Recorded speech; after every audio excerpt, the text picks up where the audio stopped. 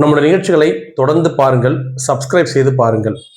நம்ம main stream news மீடியாக்கள் செய்யும் அலப்பறைகள் கிட்டத்தட்ட ஒரு 2-3 வருடங்களாக மக்களை ஒரு பதபதைக்க வைக்கும் ஒரு சூழலாக வச்சுட்டு இருக்கிறாங்க. இன்றைய தமிழ்நாடு இருக்கும் ஒரு நிலையில இந்த மெயின் ஸ்ட்ரீம் மீடியாக்களான இந்த நியூஸ் சேனல் எல்லாமே ஒரு காலத்துல ஒரு ஹிந்தி சேனல் எந்த மாதிரியான ஒரு வழியை பின்பற்றினார்களோ அதை விட ஒரு மோசமான வழி இன்று இருக்கக்கூடிய தமிழ் மீடியாக்கள் பின்பற்றி கொண்டிருக்கிறார்கள்.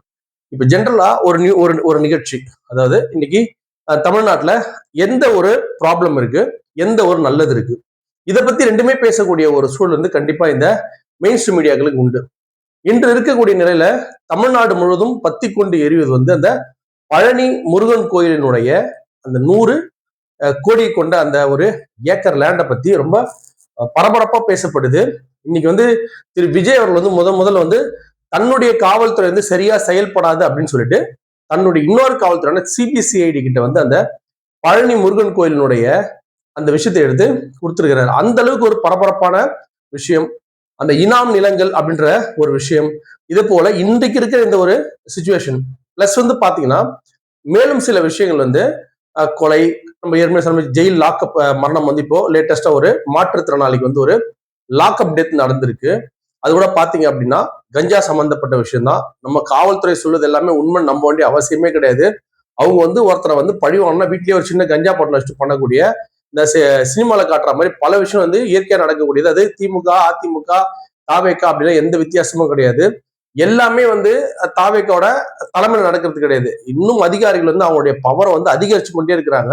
அது நம்ம சில அடுத்த காணொலி நம்ம அதை பத்தி கண்டிப்பா நீங்க கேட்க போறீங்க. எப்படி தாவேக்கா ஓரம் வச்சுட்டு அந்த அதிகாரிகள் எப்படி ஆட்டம் போடுறாங்க அப்படின்றத நம்ம பார்க்க போறோம்.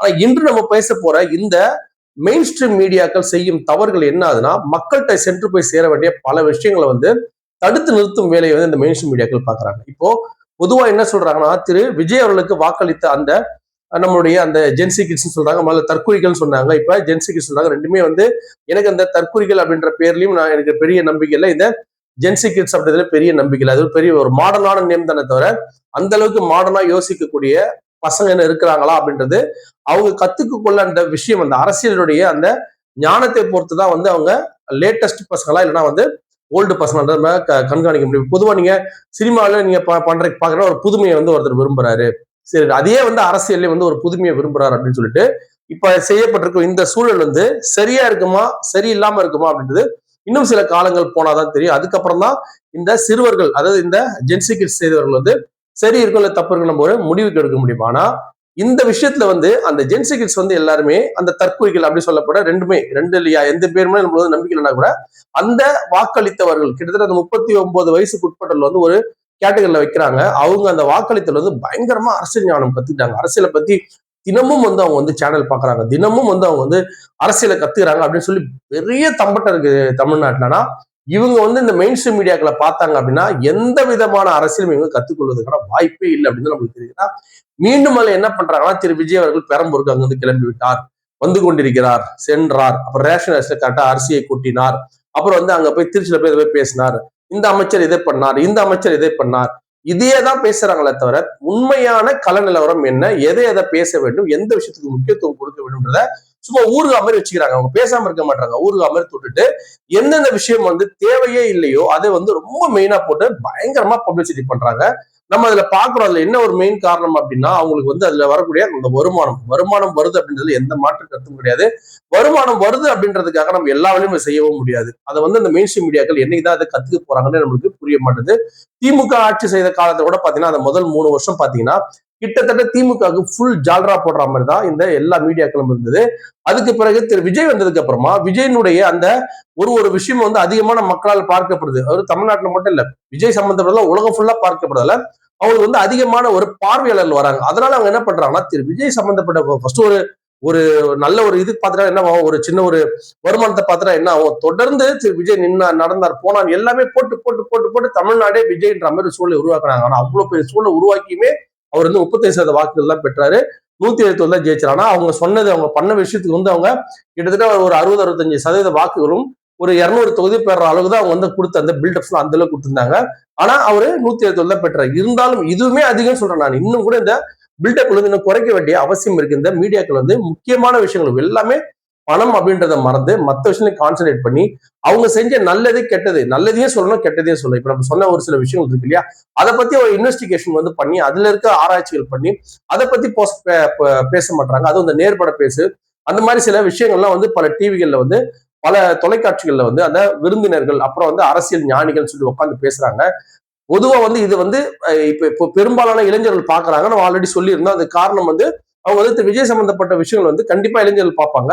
அப்ப பார்க்கும்போது என்ன ஆகுதுன்னா அவங்க அதை கத்துக்கணும் அப்படின்னா இது ஏற்கனவே வந்து விஜய் சார் என்ன சொன்னார், இப்ப என்ன சொல்றாரு. இப்ப லாக்அப் டேத்தே ஒரு உதாரணத்தை எடுத்துக்கலாம். அந்த அஜித் குமார் இறந்ததுக்கு ஒரு பெரிய மீட்டிங் ஒண்ணு போட்டு பண்ணாரு. அதை வந்து எவ்வளவு பெரிய விஷயமா காட்டினாங்க நம்மளுடைய தொலைக்காட்சி. நீங்க மறந்துடக்கூடாது. அது வந்து அவர் வந்துட்டாரு, இங்க கூட்டம் நிக்குது, இவ்வளவு கூட்டம் நிரம்பி இருக்குது, இந்த இடத்த உடச்சிருக்காங்கன்னு சொல்லிட்டு அது அவ்வளவு பெரிய விஷயமாக்கி எத்தனையோ லாக்அப் டெத் ஆயிருக்கு. ஆனா அந்த அஜித் குமாரோட லாக்அப் டெத்தை ஒரு மிகப்பெரிய விஷயமாக்கிச்சு அன்னைக்கு மெயின் ஸ்ட்ரீம் மீடியாக்கள். ஆனா இன்று அவர் நம்ம நாகர்கோவில் சேர்ந்த ஒரு நபர் வந்து கிட்டத்தட்ட மாற்றுத்திறனாளி வந்து ஒரே ஒரு குற்றவாளிதான் சொல்லிட்டு அது நம்ம சரி தப்புன்னு சொல்லலாம். ஆனா போலீஸ் சொல்ற எல்லாமே நம்ம உண்மை நம்ப வேண்டிய அவசியம் இல்லை.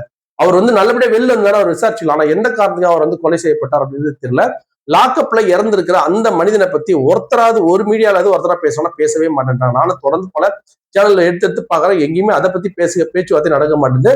இன்னைக்கு என்ன பேச்சுவார்த்தை, திமுக பிஜேபி போயிடுமா, நீ நடத்த பேச்சுவார்த்தை திமுக பிஜேபி ரொம்ப அவசியமா. அது திமுக பிஜேபி போயிட போதா? இப்போ அனிதா ராதாகிருஷ்ணன் என்ன சொன்னார், செல்லூர் ராஜு என்ன சொன்னார், நம்மளோட ராஜ்மோகன் என்ன சொன்னார், அப்புறம் வந்து நம்முடைய நிர்மல்குமார் என்ன சொன்னார், விஜய் எப்படி அரிசியை அளந்து ஊத்தும் போது அளந்து போடும் போது ஒரே ஒரு துளி அரிசி கூட கீழே விழவில்லை அப்படின்னு ஒரு தம்ப்நெயில் போட்டுட்டு அதை வந்து ஒரு 4 நிமிஷம் ப்ரோக்ராமா போட்டு அதை ஒரு 40,000-50,000 பேர் பார்க்கக்கூடிய அளவுக்கு தான் இன்று சேனல் வந்து நம்மள வந்து வைத்துக் கொண்டிருக்கிறதுல எந்த மாற்று கருத்துமே இருக்க முடியாதுன்னு நினைக்கிறேன் நானு.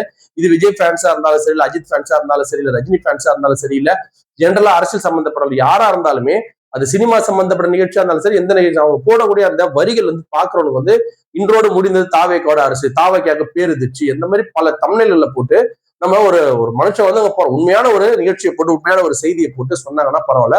ஆனா அவங்களுடைய நம்மளா வந்து ஏதோ ஒரு நாளைக்கு 2 வீடியோ முன்னிட போறோம்னா புதிய தலைமுறை மற்றும் இந்த தந்தி டிவி எல்லாம் பாத்தீங்கன்னா ஒரு நாளைக்கு ஒரு 1000 அனுப்பி விடுறாங்க, எல்லாத்தையும் போட்டு நியூஸ் ஆக்குறாங்க. அது எல்லாமே வந்து மக்கள்கிட்ட வந்து ஒரு தேவையில்லாத ஒரு நியூஸா இருக்கிறதுனால தொடர்ந்து அந்த மாதிரி விஷயங்களை பார்த்து அரசியல் கற்றுக்கொள்ள வேண்டிய மாணவர்கள் கூட அரசியல் கற்றுக்கொள்ளாமல் மறுபடியும் அரசியல் இவ்வளவுதான் போல இருக்கு, இந்த ஸ்டைல் பண்றது அரசியல் போல இருக்கு, இந்த மாதிரி அரிசி போடுறதா அரசியல் போல இருக்கு, இந்த மாதிரி வந்து பஸ்ல உட்காந்து கை காட்டுறதா அரசியல் போல இருக்கு அப்படின்ற மாதிரி மக்களை வந்து மீண்டும் மீண்டும் திசை திருப்பி கொண்டிருக்கும் இந்த மெயின் ஸ்ட்ரீம் மீடியாக்கள் தமிழ்நாட்டில் நடக்கும் உண்மையான விஷயங்களை வந்து அன்றன்று நடக்கக்கூடிய உண்மையான விஷயங்கள் உங்களுக்கு வியூஸ் ஓடுதோ வியூஸ் ஓடலையானா பத்திரிகை தர்மம் அப்படின்றது வந்து உண்மைகளை வந்து முடிஞ்ச அளவுக்கு சொல்லணும். கிட்டத்தட்ட எத்தனையோ கோடி மக்கள்கிட்ட வந்து போய் சேரக்கூடிய இந்த மெயின் ஸ்ட்ரீம் மீடியாக்கள் வந்து யாருமே வந்து காலையில வந்து பேப்பர் படிக்கிறது இல்ல, பத்திரிகைகள் படிக்கிறது இல்ல, எத்தனையோ வந்து புஸ்தகங்கள் வந்து இன்னைக்கு இல்லாம போயிடுச்சு. எத்தனையோ வந்து கிட்டத்தட்ட அரசியல் புத்தகங்கள்லாம் இன்னைக்கு வந்து காணொலியா மாறிடுச்சு. அரசியல் எழுதக்கூடிய அந்த புத்தக பிரியர்லாம் இன்று வந்து காணொலி பார்க்கக்கூடிய அளவுக்கு மாறிட்டாங்க. ஸோ எல்லாமே காணொலி பார்வைக்கு வந்ததுக்கு அப்புறமா மீண்டும் மீண்டும் வந்து சரியான விஷயங்கள், நல்ல விஷயங்கள் சொல்லவில்லை, சரியான விஷயங்களை எதுவா இருந்தாலும் சரியான விஷயங்களை பேசி மக்களுக்கு ஒரு சில அரசியலுடைய தெளிவை ஏற்படுத்த வேண்டும் என்பதுதான் என்னை போன்றவர்களுடைய கனவு.